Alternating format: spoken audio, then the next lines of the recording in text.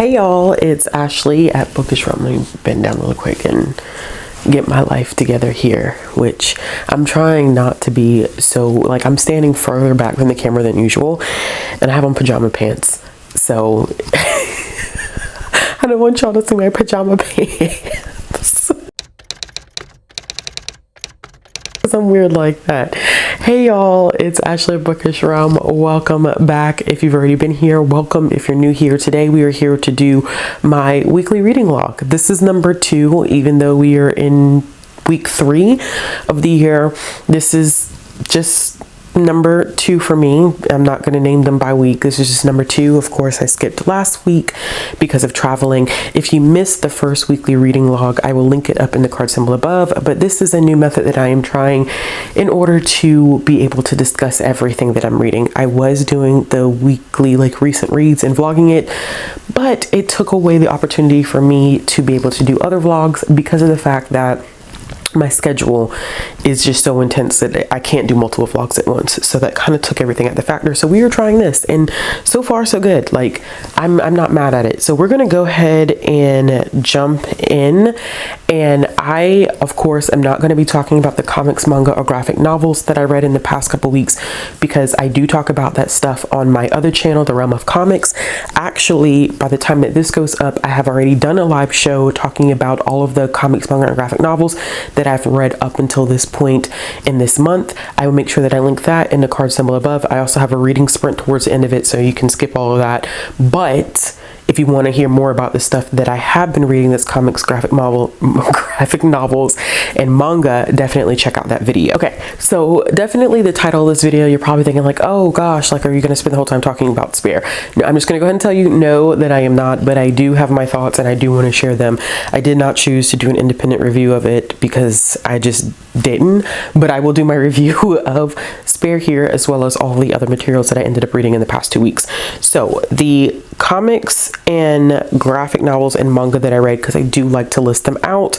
Remember, not going to talk about them, but I will list them here. I did end up reading Pixels of You by Anath Hirsch. Did finish One Piece Volume 1 by Ichiro Oda. Something's Wrong with Us Volume 4 by Natsumi Ando. Cobalt Prince by Mark Siegel, which is the second book in the 5 World series. And then I also ended up finishing Something's Wrong with Us Volume 5 by Natsumi Ando.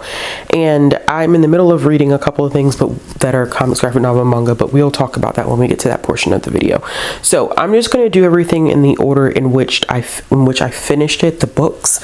But if you guys would like in the future, if you would like me to separate things by age category so it's easier for you to find, let me know in the comments below. I will timestamp everything as I review it, but if you want it broken up into categories, I can also do it that way. Okay, so the first one that I'm going to be talking about is Talia Hibbert's new book, which is a YA book, which is highly suspicious and unfairly cute, which this book was unfairly cute. It follows 2 main characters, Celeste and Bradley, who used to be best friends. They're not best friends anymore, and something happens between the 2 of them where Bradley has to end up helping Celeste around. So she's going to this seminar to sign up for this wilderness expedition, which would give her a scholarship to uni.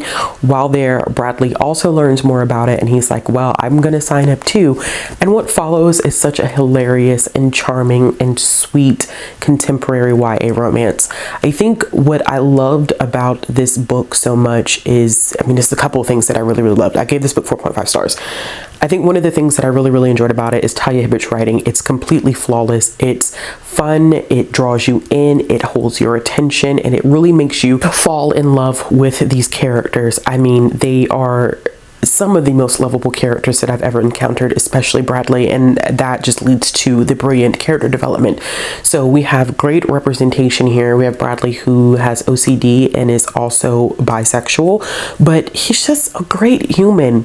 He just gives you those warm and fuzzy feelings that I loved reading everything from his perspective. I love that Talia Hibbert had a character that has OCD, but it wasn't a struggle story. So we do see moments where his OCD does impact him while he's on the expedition, the way that he's thinking about attending university, how he navigates his relationship with, I called her Celeste earlier, y'all, Celine. I don't know why I called her Celeste.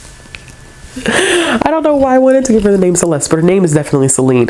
And so even his OCD impacts the way he views his relationship with Celine. But I think that he has such a great support system within his parents and his friends that you see the experience, but it's not like a downtrodden experience, meaning that it's not a struggle.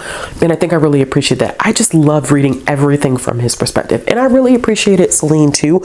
She melted my heart. She is very much so like me in some ways. She's very stingy with her love, and rightfully so. We watch her deal with these abandonment issues because of the absence of her father, and she does not love easily, but when she loves hard.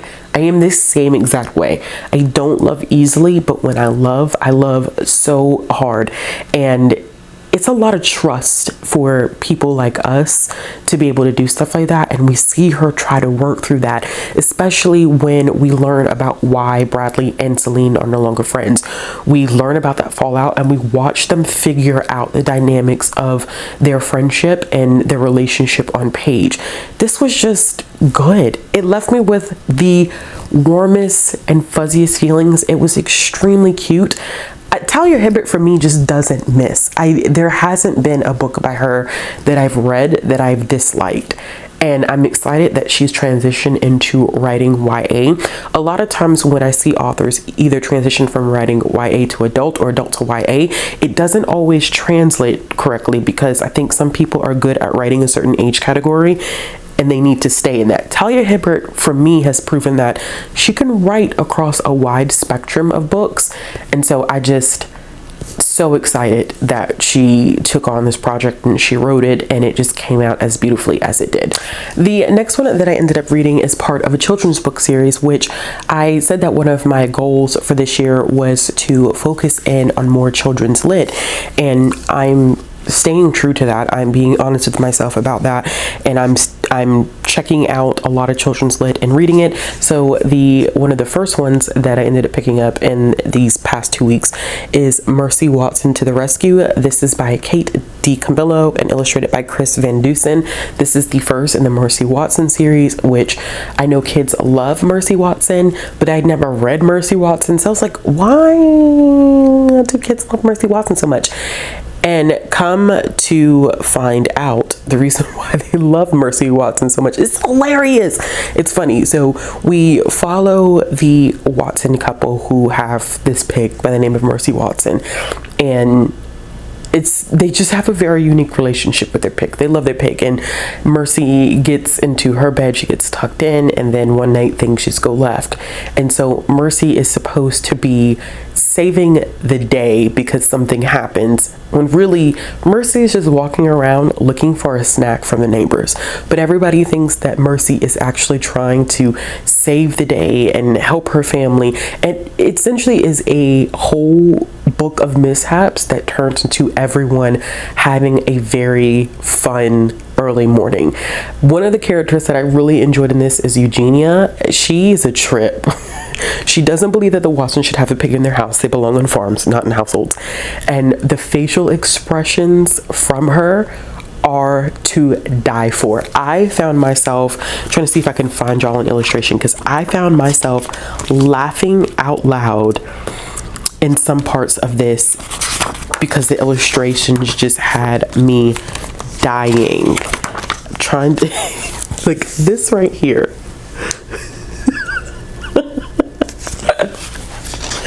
It's absolutely hilarious. This one is the one that had me screaming when I was reading it.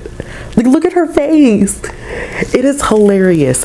And then I found out that there was a spin-off series to these that follow other characters that we end up meeting on Deckawoo Drive. So I'm going to read the rest of the series. I actually already have my hold for the second one has already come in. So you will probably see that in next week's reading log, and I'm just excited to continue on the series. This is the first time I think I've read Kate DiCamillo, which is sad because Newbery winning author here, and I haven't read her yet. and this is the first one that I decided to go with. Okay, so as you all know, my reading year has been going excellent. It's been going great. I have been giving a lot of stuff that I've been reading like 4.5 stars, 5 stars. I've been finding some favorites very early on. I was super excited when I did my last reading log because I was like, oh yeah, this is the opportunity for me to like gush about these books. 2023 is going to be unmatched. And then I read Spare. And since picking up Spare, my reading has like slowly progressed downhill. But I think Spare is what kind of it started the decline of, and you'll see what ends up happening. Everything isn't necessarily bad, but there was some stuff that just like I expected to be good, then there was some stuff that was just bad. And so anyway, so I did read Spare by Prince Harry, and honestly I ended up picking up Spare because of FOMO. I instantaneously read it. I read it in a course of like a day and a half, and it took me probably about 45 minutes to write my review on Goodreads. It typically doesn't take me that long to write a review on Goodreads because now I have a set formula that I follow, and so I just kind of know how to fill in that formula whenever I'm writing a review. However, this one, I struggled with it a lot, and there are some individuals that have done some standalone reviews that you can check out, including Jess Owens. I know that Mara has done one, and I know that Bree has done one, so I'll be sure to link their reviews down in the description box below. Here are my thoughts in a nutshell, because I'm not going to get into the nitty-gritty of this. This is not a standalone review for Spare. I know that's what people want and people are expecting, but Spare was very complicated for me reading it. I never did rate it. I have kind of gotten to the routine of when I don't enjoy memoirs, I kind of withhold rating them. Just, I don't know, it's just a personal thing. I know people are like, well, you're not rating their life, you're rating the cohesiveness of the story, but I just kind of leave it alone. So Spare is divided into 3 parts, if you didn't know at all. I guess a little bit of backstory too. Harry signed a 4-book deal with Penguin Random House. This is the first of 4 books. There's speculation of what the other 3 books could be about, but this is the only one of the 4 that is going to be explicitly like a memoir about his experience growing up as part of the royal family. And it's split into 3 parts. The first part heavily covers Harry's experience with not being able to appropriately grieve the death of his mother. The second book, a second section of it, which feels like a damn second book, the second section of it explicitly goes through his military experience, and the third section is where we cover what he experienced as he met Meghan and what happened with their life and their relationship with the paparazzi and leaving, and you know how their royal duties changed. The reason why this was so conflicting for me is because that first section, if you're an empathetic person, it's a difficult section to read. I think that I have family members that are from England and they've been in England their entire lives. The cultural difference in terms of expression of emotion is very different. I think that there's a level of being like standoffish and kind of cold cut, dry. I'm not going to really be super affectionate. That is a part of that culture. That's not necessarily very, I don't know, I don't want to say, because normal is not the word to use, but it's not something that's very common here. It's not a societal expectation to be that cold and standoffish and void of emotion. So it was hard, I think, 1, as a parent, and 2, as someone who is empathetic, reading about this little boy who was unable to appropriately grieve the death of his mother because of societal standards and being a part of the royal family. I think one of the parts of that section that really stood out to me that made me quite emotional was him having to go and shake the hands of people who were there to grieve Princess Diana, and their hands were wet, and he had realized it's because they had been crying into their hands. And it's this certain level of anger and almost jealousy too, where these people were allowed to cry and feel emotions for a woman that they didn't even know, and yet here we have a child whose mother was everything to him, and he can't even cry. He's not allowed to break down. He has to be strong about it. And that within itself is, I think, the base of every other issue that he has. He still has not appropriately grieved the death of his mother, and that's my personal opinion.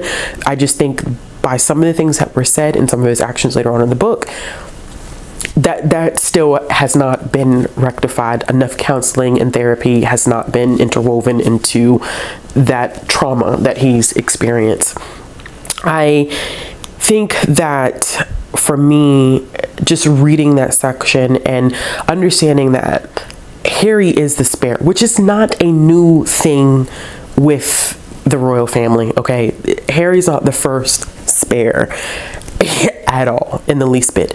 But it's weird in the fact that because of the progression of especially like medical science, that you think that that kind of thing would die away, but for the sake of tradition it hasn't. And it can't be easy growing up as a child knowing that you are there as a spare part for your brother who is destined to be king. That like no one cares what you do, how you get from point A to point B. You know, William and his father weren't allowed, William and Charles, they were not even allowed to travel in the same vehicles or the same mode of transportation, just in case something happened, they didn't lose both of them at one time. And meanwhile for Harry, it was just kind of like, you know, what you do is what you do, don't really care. I think that that level of neglect, I think the issues that he experienced when his mother had passed away and he felt like everybody just went back to business as usual, and his father had already moved on to Camilla. Like, I think he just struggled with a lot of that, and I don't think that that has been rectified within himself. I feel in the pit of my core and my soul that he has not gotten past that. Now, when we transition into the second section, which is the section that I feel like a lot of people are going to have already DNF when they get to that point, or will DNF when they get to that point, it is extremely slow. It is solely about Harry's military experience. It is about Harry's passion for Africa, which I didn't like the way that he talked about Africa. Okay, like I understand his connection to it because of the philanthropic work that his mother did. I understand that he has done a lot of humanitarian work himself. I know he's really into conservation, but it was just some of the ways that things were phrased that made me feel very uneasy. And I'm also going to get into why this whole entire thing just didn't work for me as a memoir. I know it's part of the royal duties, but hearing the fact that Harry and William argued over Africa being theirs, it's just weird. Okay, I don't know how to phrase it, and yes, I may know like what their intentions are, I may know what they meant by that, but I just didn't like it. I didn't like how he talked about it. I didn't like that you had friends on the side saying like, oh, it's okay, like there's room for both of you, Africa needs you both. It was just weird. It was too much of like referring to Africa almost as like it was a country and not a continent with individual nations that have their own cultures and practices, and you know, and just that same thing about people need to go in and constantly save everybody that lives on the continent of Africa. They all need saving. And it's like, it was frustrating because while I do like that he wants to do humanitarian work, that he wants to do conservation, that he wants to live up to the amount of work that his mother was doing, Harry never acknowledges that a lot of how some countries function on that continent is because of the legacy of his family. He touches on it a little bit in the beginning, but he does some things and says things in which he never holds his family accountable. In my opinion, Harry never holds his family accountable for much. Anyway, it's more in the third section. But in the second section, we get this military experience, which I thought was incredibly boring, which is sad because it's clear that he's very passionate about his military experience, but I also didn't like the way that he very black and whites, which is not really he black and white. I didn't really like that he he oversimplifies the war in Iraq. I have very different feelings than Harry about the war in Iraq. And I think that comes from all of the other things that were happening here in the States during that time. But it's very black and white to him. And I don't think that that has ever been that simplistic at all.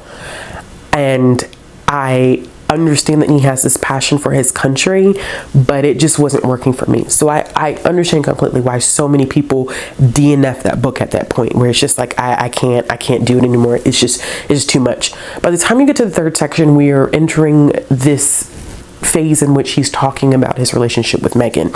And I will say the press does make it very hard, y'all. The paparazzi, they make their life a living hell. And it's wrong. It's wrong what they did. It's messed up. It's not right. It's not fair. But I'm also going to hold Harry accountable in all of this, okay? Going back to what I was saying before. At the very end of this book, it's not a spoiler at this point. At the very end of this book, Harry explicitly states that he's never had a problem with the monarchy. His problem has always been with the paparazzi. Absolutely not. See, you can't pick and choose what you want to deem problematic, because your family also is problematic. Do I think that that puts Harry in a difficult position? Abso-fucking-lutely. How do you hold your family accountable and you still love them at the same time? You point out their ills, their wrongs, and still love them at the same time. That's not easy. And I'm not saying it's going to be easy, but Harry tiptoe and tap dance around the reality of what his family has done and how it continues to impact people today, including people in my own family. I think that he painted this narrative where it's like, oh, the British paparazzi was so mean to Meghan. I was so surprised by the racism. Let me tell y'all something. Okay. And if you're black and British, correct me if I'm wrong. I'm just going off of what I've heard, but it's not my lived experience. The British are extremely racist. They're just as racist as Americans can be. Okay. It's a different type of racism. It is an underhanded racism. It is not as overt as it is here. But people like to pretend like it doesn't exist. Like anti-blackness is not a global issue. It is a global issue. And the fact that Harry was kind of like, oh, I'm so surprised about how racist the British paparazzi and press were. Why are you surprised? You live in a nation that is inherently racist. They have racism embedded into their society. Why does this surprise you? So I feel like it was a combination of ignorance, naivety, and just not really being as aware as he thinks he is. And so I get to the point of this where it was just like, you should have waited to write this. You're learning, but you have so much deconstruction to do in terms of how you were raised, how the monarchy has functioned, but you can't pass off this narrative and think that you shouldn't hold them responsible. Did you really think that you was going to bring a biracial woman into their family and ain't nobody was going to have no problem with it? And it's almost like he tried to paint this picture like, oh, well, nobody had a problem with it. Nobody in my family had a problem. They ain't say it to your face, but we all know. Come on now. We all know. It's like that old saying that they say down here in the South. Listen, you could date that girl, but don't you marry her. Don't you bring that girl home, because they do shit like that here. They do. I would not be surprised if that was the same situation that was happening when he brought her home to his family. I don't care if, listen, it's different. I know Meghan has stated that she did not experience a lot of overt racism because of colorism. But listen, somebody should have known when she got there. Everybody wasn't gonna be okay with that. It's willful ignorance on his behalf. It's willful ignorance, and also he hasn't learned enough yet. He has so much to learn, so much therapy that he still needs to go through. He was too young, y'all. I just feel like he wrote this at not a good point in his life. And granted, I know that they're trying to take control of the narrative themselves. They are attempting to write their story in a way that's not influenced by paparazzi or the press. But you have to think that it's not going to always be well received. When you just signed a Netflix deal, you just did this book deal, people are going to think that you're just doing it for money at this point. Not saying that that's their intention. I'm talking about perception versus reality. And I don't even think that he thought that through. I really don't. It's just the statements, the lack of accountability, the lack of awareness. There was no introspection that happened in this. It's like he wanted to do the introspection, but he's not at that point yet where he can say, oh yeah, like that wasn't, like, how are you a grown-ass man throwing on a Nazi suit and not thinking as a Halloween costume, and you didn't think about that? Like, you act like this was 30 years ago. This wasn't 30 years ago. This is still very present that you were doing stuff like that, using racist terms toward people who are from Pakistan. Like, oh, I didn't realize that was a racist term because I had always heard it and no one said anything about it. That don't make that shit right. Like, it's almost like he tried to hold himself accountable, then excuse himself at the same time, and then excuse his family for certain shit, and everything's a paparazzi's fault. And it's just, he has a very unhealthy relationship with paparazzi. I'm going to tell you that right now. And I think it's very closely connected to the death of his mother and the fact that his mom died at the hand of paparazzi being out of control. He has a very unhealthy relationship with them. And that is something else that he needs to work out with his therapist, which, granted, I can't imagine how hard it is to get a therapist and somebody not sell you the hell out. But he's got to work through this, y'all. I don't know.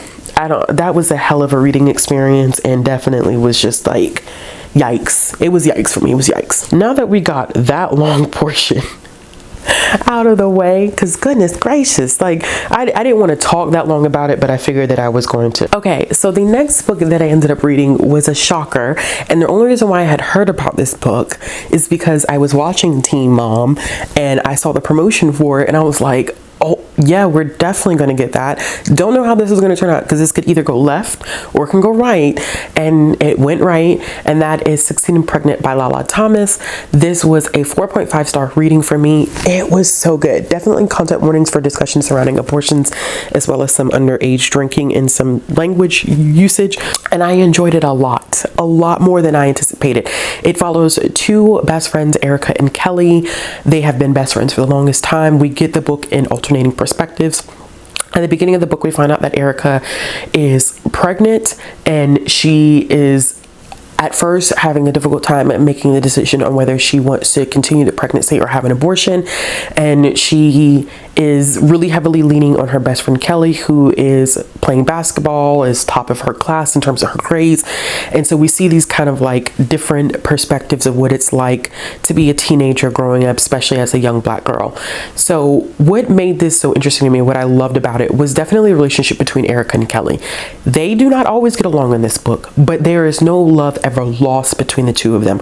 I think that they have to see each other's experiences in a different lens in order to really appreciate the dynamic of their relationship, which I loved. I also love that Lala Thomas had some very complex conversations in this. I don't know what I was expecting, because listen, Teen Mom has been a thing for me for a long time. All those moms that you see on Teen Mom OG in particular, and Teen Mom 2, they got pregnant when I was 16. So I was 16 the same time they were 16. We're all around the same age. So they were kind of like my form of birth control. I was like, oh God, I don't want to go through that. But also I've grown up with them. So, I don't know them. It's low-key kind of parasocial because I don't know them, but I have grown up literally as they've been growing up. And so I've gotten to watch them go through their teen as I was being a teen, watch them go through their 20s as I was going through their 20s. And now we're all in our 30s. And so when this book came out, I was like, well, I definitely need to pick it up. But I didn't know what to expect going into it, because this is Lala Thomas's, this is her debut book. So I didn't know what to expect. But what I loved it is the complexity of the conversations, because we dive into why do people, decide to continue a pregnancy, or why do people decide to have an abortion, or why do people decide to use birth control, and why some say, I'm not going to do birth control, my birth control is going to be abstinence because I want to focus on X, Y, and Z right now. And I appreciated that, because at the end of the day, the messaging that I got from Lala's writing is that no matter what decisions you make, regardless of whether you ever decide to continue with a pregnancy, have an abortion, not to have kids, use birth control, not use birth control, your body is yours and there should be no judgment. And she writes this entire story where there is no judgment for whatever decision that any person makes in this book. There's no judgment. And I think that so many young women right now, in terms of what's happening in the United States, it's important for them to hear that they should have autonomy over their bodies, and that whatever decision they make, it is their decision. It is theirs and theirs alone to make that is most healthy and beneficial for them. And we see so many different examples of why someone may go through with a pregnancy. Someone may say, you know what? I cannot do this and I'm going to have an abortion, and it's my right to have an abortion.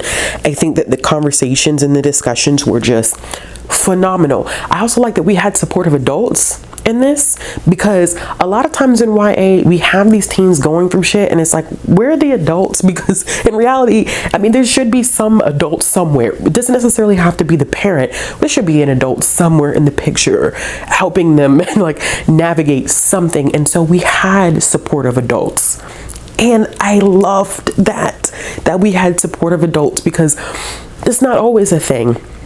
And it's not always reality, but it was nice to see in this book. There was also some really great conversations about the intersection and well, let's put it this way. There was a lot of conversations about the difficulty that comes with pregnancy and labor and delivery, and how the intersection of age, gender, and race impact how much more difficult that experience is going to be, with mortality rates still as high as they are amongst Black women who are giving birth. Like, you couldn't avoid that, especially in a book that's talking about Black teens and pregnancy. Like, that was a piece that I was looking forward to being included, and it was included, and I appreciated that. I think the only thing that I wish we would have gotten a little bit more of is Erica can be frustrating, because she can't see past her own experience sometimes, and it makes some relationships a little difficult for her. But also, I recognize that Erica is a teenager.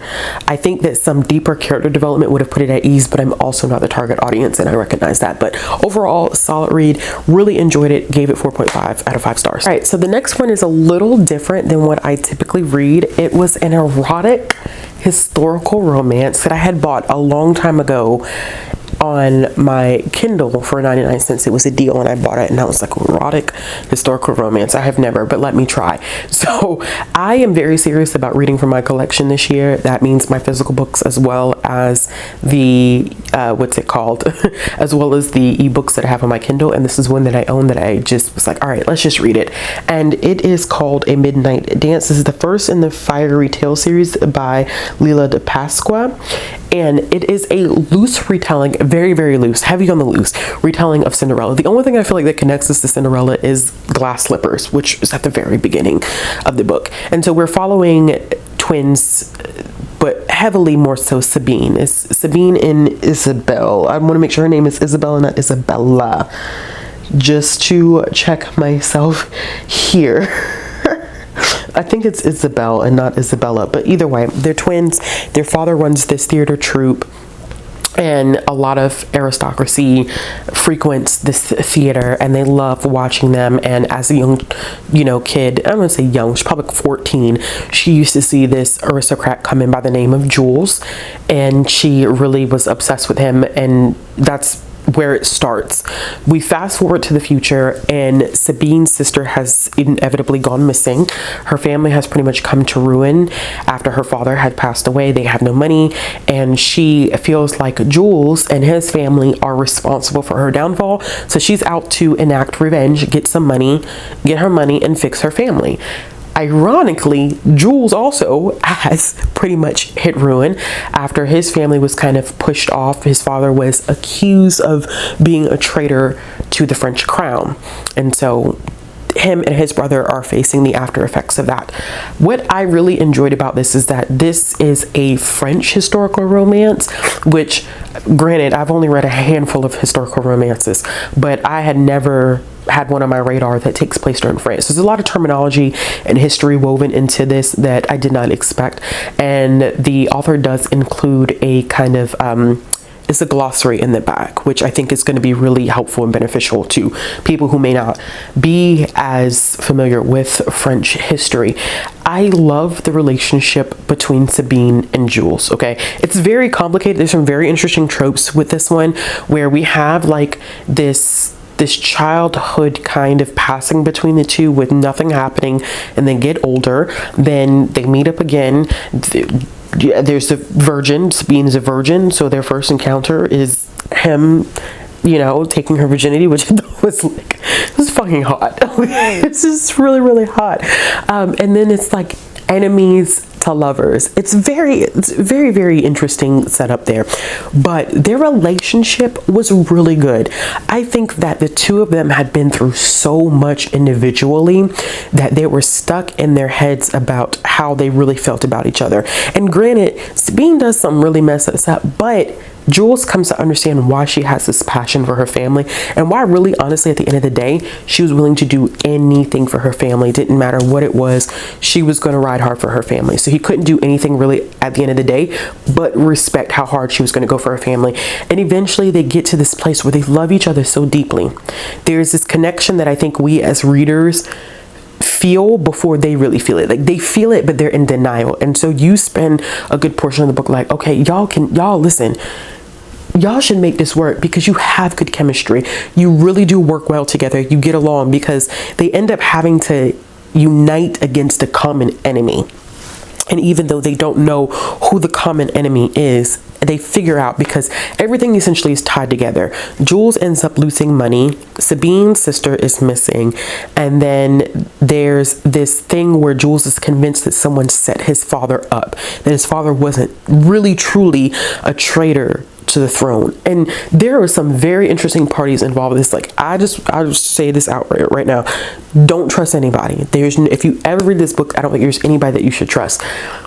This was almost a 4-star read for me. The reason why it ended up being a 3.5-star rating and not a 4-star rating is because the villain in the story was revealed too early. Way too early, y'all. Way too early. I think that the author was attempting to give us the perspective of this villain, but once you find out who it is and you're getting stuff from his perspective, it slows the plot down drastically, because that means that Sabine and Jules don't know. They have no idea, but you as a reader do. So you're seeing all this stuff unfold with a knowledge that your characters don't have, and that is kind of frustrating. There's only one book that I've read that has done that right.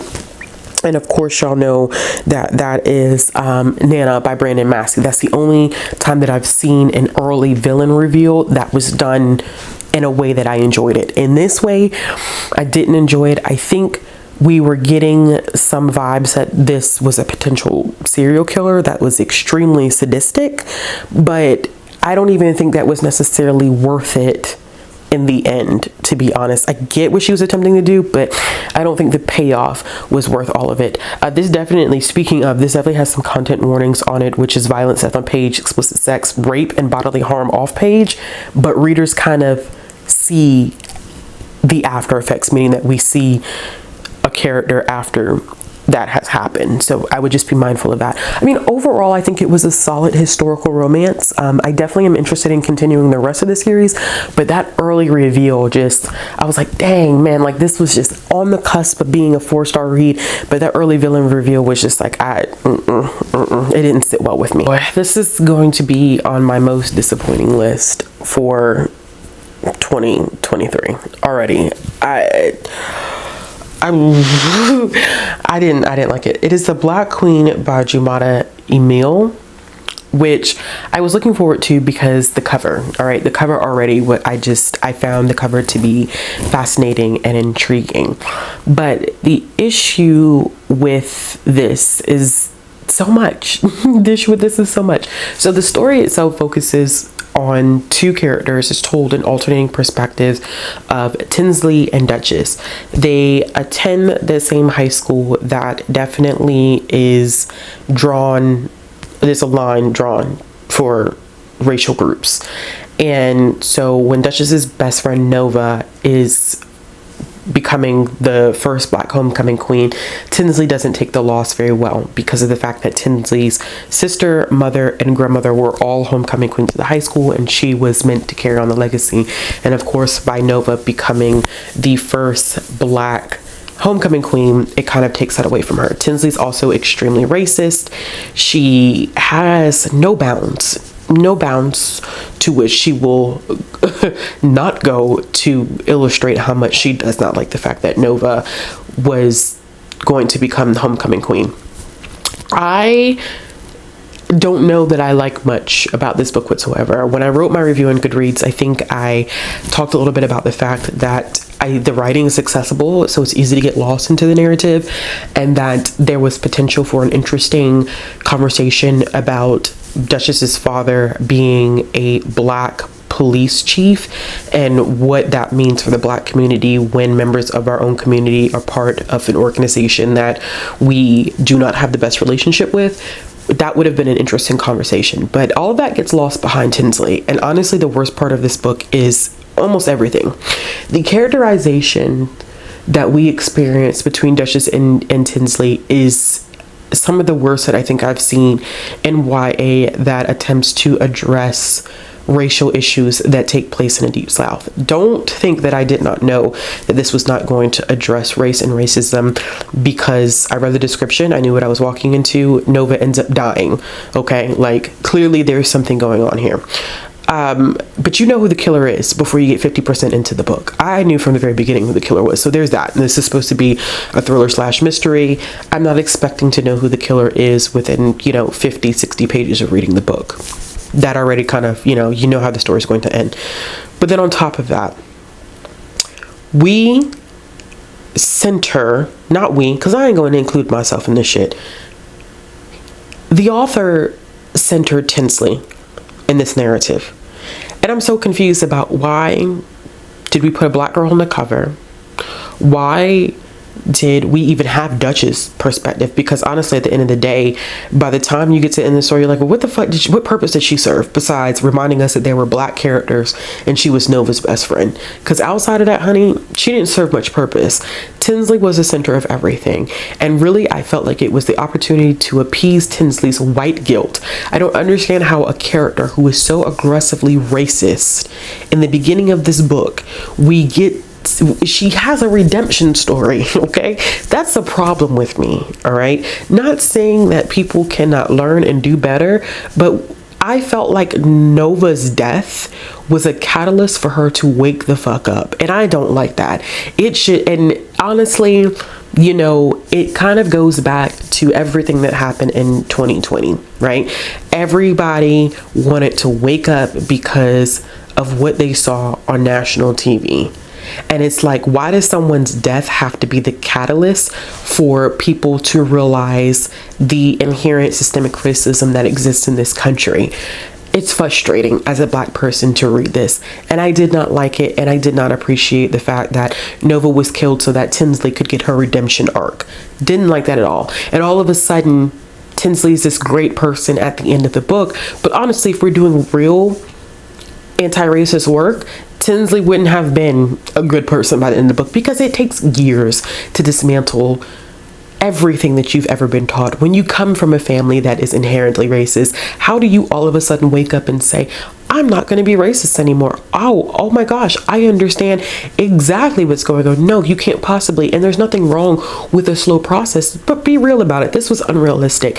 And it's like, why do we want to paint this as a book about Black kids when we're centering a white girl in a narrative? That's not what I signed up for, and that's not what I exactly thought that this book was going to be about. I think that, I appreciate when authors use AAVE in books, because it's something that I think our kids need to grow up seeing, and that they need to understand that we are also inherently bilingual, being able to transition between standard English and African American vernacular English. However, This was so extra. It was so extra to the point that everybody just felt like a caricature. The white people, the black, everybody felt like caricatures. Then you had Tinsley, which I didn't even write this in my review, but then you had Tinsley low-key like code switching in some ways. I don't know if it was because of the audiobook or like whatever, but the cultural appropriation just was like, you had Tinsley using AAV and I'm like, what the hell is going on in this? What is this? I just feel like at some point, even black culture, sorry, I'm cutting myself off. Even black culture was explained so much in this book that I just felt like this is not for black readers. I don't care how much this is pushed and promoted as a book by black people for black people, you know, for us by us. It's not. This is not for black readers. And I think you probably will see that as more black reviewers start reviewing this book. This book was not written for us, because I wish that sometimes young adult black authors would stop fucking explaining black culture. Okay. Make readers do some work and make some effort. Stop holding their hand and guiding them. I think about when Tom King wrote Borders, which is a middle grade graphic novel, and refused to hold anybody's hand in that book. He refused to tell you exactly what was going on. You had to figure what was going on culturally yourself. It's the same thing in this. Let people figure stuff out. Stop explaining black culture. There was just certain things that even the author was discussing that I felt like we don't talk about in mixed company. Why are you putting this in a book? This is not mixed company conversation. So it just, I'm going to stop because I'll sit here and I'll rant and I'll rave about that book. But definitely it was a 2-star rating for me, and a 2-star rating for me I think is being generous, because it really should have gotten 1 star. There are some content warnings on this one, which include inappropriate relationship due to power dynamics, racism, violence, and child sexual abuse. After reading that one, I did have some better luck. I ended up picking up the first book in the Magic Treehouse series. This is another children's book series that I have started this year that I'm working my way through slowly. And the first one is Dinosaurs Before Dark. This is by Mary Pope Osborne. This is a very popular children's book series that I think is in like the 30s now, and the number of books that have been released. And this has been going on since the 90s, I believe. I believe that this first one came out sometime in the 90s. So I didn't read these growing up, but I thought that I would go ahead and revisit reading these books. It follows 2 kids by the name of Jack and Annie, and they get into this treehouse. And apparently this treehouse has all these books, and it has these magical abilities where when they open up a book, it takes them to the place that they have wished to go to. And so the first book that Jack ends up opening up is a book about dinosaurs. And so they get transported to this dinosaur place, and a couple of things happen while they're there. And this is kind of like the beginning of a mystery of how all of this stuff works. This is really easy, simplistic. These books are no more than 60 pages long. This is definitely like targeted at like 2nd to 4th grade, even some 1st graders that may be at a higher reading level. But the illustrations in this are black and white. I like them, especially the ones with the dinosaurs in here. I thought they were really fun. These books are going to be quick for me. They're probably going to be always an average of like 3 to 3.5 stars, unless one knocks it out the park and it's a 4-star read. But they take me like 35 minutes to read, and I gave this one 3.5 stars. After that, I read another part of a children's book series that I'm currently reading. I'm reading a lot of children's book series right now, and it's okay because I'm chipping away at all of them. And that is the 2nd book in the Desmond Cole Ghost Patrol series. This one is Ghosts Don't Ride Bikes, Do They? This is by Andreas Midoso and illustrated by Victor Rivas. This is interesting because the series is actually not named after the main character. The main character's name is Andreas, and the guy that he meets, or the other kid that he meets that lives next door, his name is Desmond Cole. And Desmond Cole operates this business in which he fights ghosts. And when they first meet in the first book, he basically tells Andreas, like, if you ever need me, here's my card. And Andreas is like, what are you talking about? Because he doesn't realize that this town just seems to be haunted by ghosts like everywhere. And this one also is pretty high in terms of how many books are out. I think there's close to 18 of these out, but these are also ones that are really, really quick, that have some really fun illustrations in them as well, that I really, really enjoy. This focuses on Andreas's love for bikes. So he takes his bike to this bike park. He's really excited to ride his bike, but he notices that there's just one jump that no kid can complete. And it's almost like they get thrown off the bike and the bike completes the jump itself. So clearly there's a ghost involved. He gets Desmond to help him out, and it's just a fun, cute adventure. Like, all of these ghosts, I think it's fascinating because the author is taking what we consider to be spooky and putting a fun twist on it that is not scary for kids. So, you know, kids who like reading books about ghosts but don't want to be like completely spooked out, like, this is it. This is the series for them, because it's not really as scary as the cover may indicate that it is, and it's fun. There's a lot of fun involved in this, and meeting these ghosts and learning more about their characteristics and what they like to do and what they don't like to do, and the illustrations are great. So I think I have the third one on hold, so you may see me talk a little bit about the third one in the upcoming weekly log. Okay, y'all, so we're almost done. We're almost at the finish line here. Okay, so the next one that I ended up finishing was Friday I'm in Love by Cameron Garrett. This is one that I didn't think was as strong as Off the Record, which is the other Cameron Garrett book that I've read. I have not read, full disclosure. This one wasn't as strong, but I did end up giving it 3.5 stars. It has content warnings for stereotyping of Black students, racism, homophobia, queerphobia, and abandonment of a parental figure. I was looking forward to this one so much because of the cover. I listened to this one on audio. It follows a character by the name of Mahalia, which she is named after Mahalia Jackson, the gospel singer. If you don't know who that is, open up a tab and Google love music wise, love her stuff. But I thought that was really, really fun. We follow her as she is basically like pining to have a sweet 16 because her best friend Naomi has had a sweet 16. She's attending the sweet 16 in the beginning of the book, but she can't have a sweet 16 because her and her mother can't afford it. So she comes up with this brilliant plan, essentially, to have like a coming out party to celebrate her queerness. Now, what I did like about this book is that it does have a lot of discussion about the intersection of being queer and Black and how that does or does not impact faith. And so Mahalia is growing up in a household with her mother, where her mother is extremely religious, and she once was extremely religious, but she is having conflicting feelings about religion as she gets older, and not just in terms of her queerness, but other things that she's tried to understand, and she just is not getting the answers that she thinks she should be getting.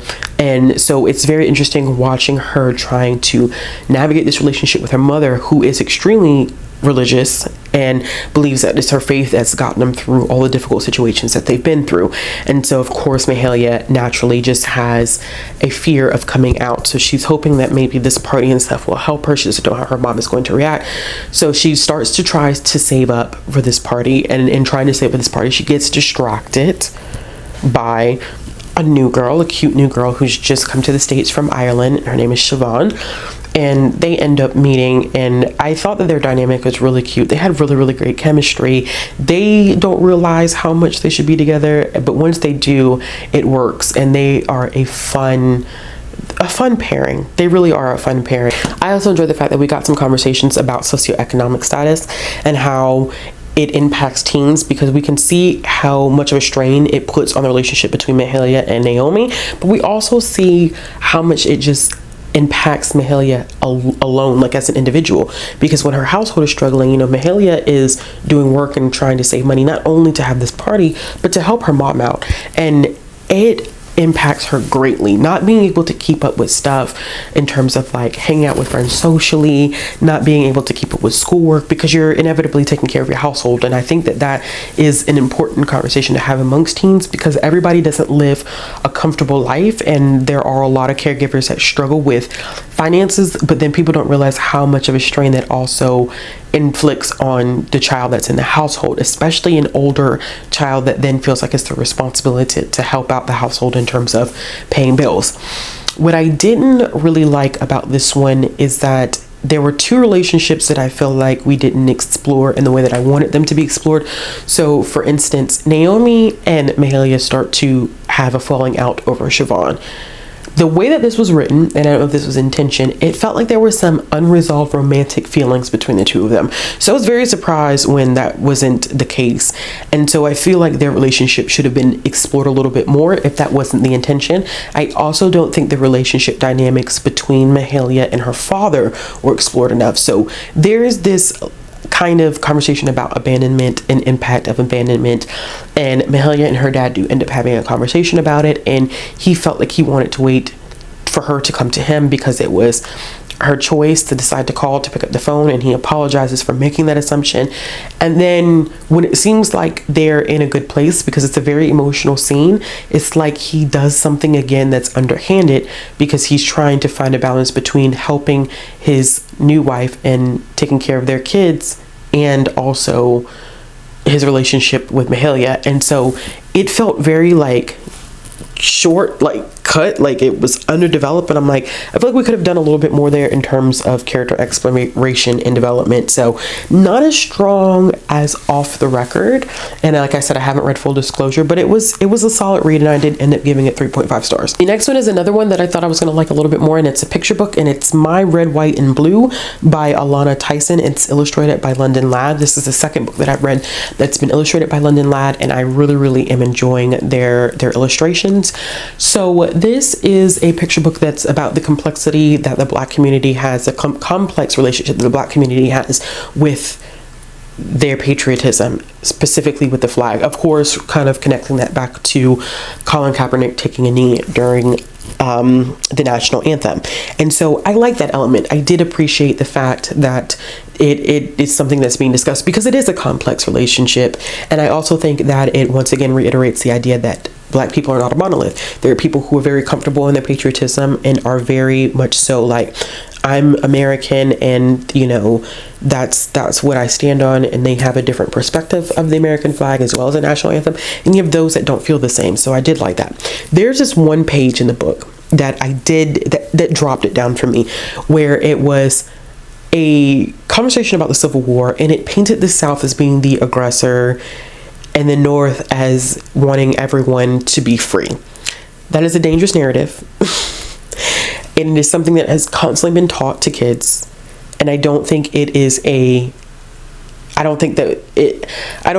was her intention, but I think that we have got to break this cycle of the North was good, the South was bad, because the North also was not great. And that's why people have such a skewed perception of the North, when they too have their issues with Black people, and they too had their issues with Black people historically. It continues and perpetuates that conversation that Lincoln just wanted to free the slaves when he was a separatist. He didn't believe that white people and Black people could live together or could function together, and that we should go back to Africa. So it was just kind of like, even that small of a page, it didn't really say much, because this is a picture book. I think that it is a harmful narrative to paint for kids, because it's not reality. It gives a very misconstrued reality of North and South, the Civil War, and systemic racism. So the artwork was great, but I just ended up giving that one 3.5 stars. I also read another picture book, which is An American Story by Kwame Alexander. This was illustrated by Dare Coulter. Amazing, hands down, 5 stars. I mean, it's Kwame Alexander. This is Kwame Alexander. This one is about the need to tell America's history, but including all pieces and parts. And so the question while you're reading this book is, how do you talk about something like slavery when it's so dark and it's such a negative point in American history, yet it is necessary to understand where we have been, where we are, and where we're going to go. How do you talk about it?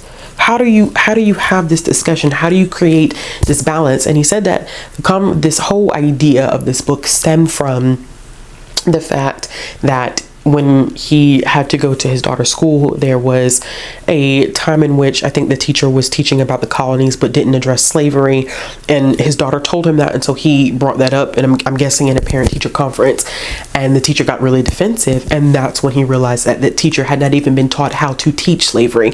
I just think that with so much that's going on in this country now, especially with people claiming that teaching slavery is a part of critical race theory, which is not even taught in K through 12 schools. It is part of graduate programs, and 9 times out of 10 more so on the side of law. Like, I wish people would stop using that incorrectly. And it's been around, y'all, for 40 plus years. And people acting like critical race theory is new, and it's not new. It's not new. People just find things to latch onto, and they just don't educate themselves past that point. Anyway, I think with everything happening with critical race theory and people not being able to teach certain things in school, like books like this are extremely important, because you can't teach American history without teaching about slavery, because it is American history. I don't know why people have such a problem with that, because it's still remnants of what happened then that are evident now. Systems in place that are a direct follow-up to that. You can't teach American history without that. You really can't. And so this book fills in that pieces and parts of how do you do it. It needs to be taught, but how do you teach it when it's not not pleasant. It is a blemish on this country's legacy, but you have to reckon with that. But it's Kwame Alexander. Like, I expect nothing but brilliance from him, so I got it. I expect nothing less. And the last one that I ended up reading was a children's nonfiction book, and it's called My Selma: True Stories of a Southern Childhood at the Height of the Civil Rights Movement, which is a mouthful. That's a hell of a title. This has content warnings for racism and alluding to attempted sexual assault as well as violence. I was very surprised by this one. I had been meaning to pick up more children's nonfiction. This is a middle grade nonfiction. I've been meaning to pick up more middle grade nonfiction. And so when I heard that this one was coming out, I was really excited about it. And, you know, y'all, I was pleasantly surprised by this. I didn't know exactly what to expect because I wasn't familiar with Willa Mae Brown, who was the author, and everything is told about her childhood growing up in Selma. I think I was expecting everything just to be dark because this is taking place during the civil rights movement, but there were pockets of hope and joy in here that I really, really liked, which created a balance that I don't think I was expecting. Don't get me wrong, it is dark and it gets heavy, and some of the things that she experiences as a child, I just wouldn't want any child to go through. But also, it's nice to get stories like this for kids, from an adult who was a kid during this time period. We often hear about the biggest names in the civil rights movement, you know, Rosa Parks, Martin Luther King Jr. Like, we hear about them so much that they are just household names. But I think that at the end of the day, it's important to have narratives like this that are not as well known, that I think middle grade kids can connect to and really learn from and really enjoy. And so I appreciated that part of it. I liked the way that it was told as well. The writing was just very fiery and passionate storytelling. And it's clearly that she has a passion for writing and she's damn good at it. And then also the narration. I highly recommend listening to this on an audiobook because you'll get a better experience, I think, listening to an audiobook, because somehow the audiobook narrator captures so much of that fiery passion and energy. I think the only thing that I kind of had a hiccup with is that this book ends on kind of a somber note where we are learning about how she attempted to figure out how her cousin really ended up dying, and I wish that we would have got a little more exploration of her childhood, because we are present when her cousin dies and then it switches to her adulthood, trying to figure out exactly how that happens, which it is good because it illustrated the complex dynamic between parents and children, and trying to hide things from kids that really shouldn't be hidden.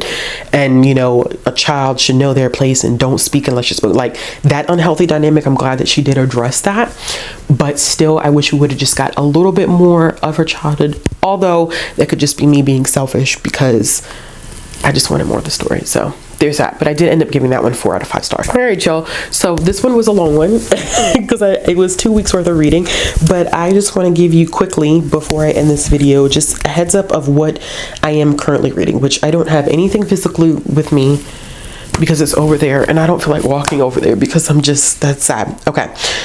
So in terms of books that I'm still reading Fat Angie. I'm hoping to get that finished over the course of the next day or so that vlog can go up on Tuesday. I am reading Screwed, which is the first book in the Preston Brothers series by Nicole Falls. I think it's just a duology. It is like HD TV romance, but make it black. We're here for it. And I am also reading or listening to it is a literary fiction book, but it is a generational saga, kind of like, but it is blurred as being, if you like Pachinko or if you like Homegoing by Ya Jesse, you would like this. And it's called The Mountains Sing by Nguyen Phan Quay Mai, and I'm loving it. It's so beautiful. It's beautiful, and it's hard to read because we're following a granddaughter and her grandmother during Vietnam, and we get flashbacks to her grandmother's life when there were Japanese invasions in Vietnam as well as the French, and how difficult it was. This is extremely graphic, so we have a lot of content warnings for it, but I think I just found a new author that I really enjoyed. This is her first book in English. She's from Vietnam. All of her books have been written in Vietnamese except this one. This is the first one that was not originally written in Vietnamese, and she has another one coming out this year called Dust Child, March 14th. So you best believe I'm looking forward to that one. Anyway, as always, y'all, I hope these videos are not going to be this long going forward, but you know how I do, long-winded, like to talk, and this was 2 weeks worth of content, so there's always that. As always, if you like this video, give it a thumbs up. If you want to see more content from me, click the subscribe button, hit the bell for notifications. If you're looking for ways to support the channel or follow me on social media, all the links will be down in the description box below, and I'll be back with another video soon. Toodles!